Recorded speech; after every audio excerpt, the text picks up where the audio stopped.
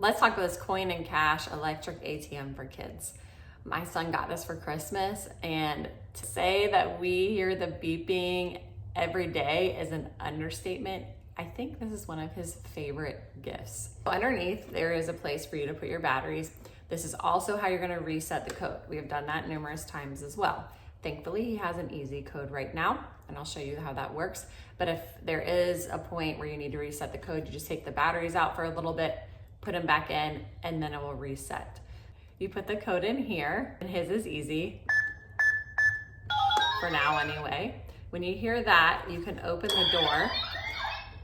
This is what he has in there right now, and he had some dollars, but I'm gonna show you how to put those in. If you put the code in wrong, it will say uh-oh, which we've heard that a bunch of times too. The coin, there's a slot right up on the top, and you would just drop that down and it would go in here. Having their own safe to keep their stuff is really cool for them. I think putting in the money is one of the favorite things for my son to do, and I'm sure it is that way for most kids. So this has really been an awesome gift for him, and I hope this review was helpful.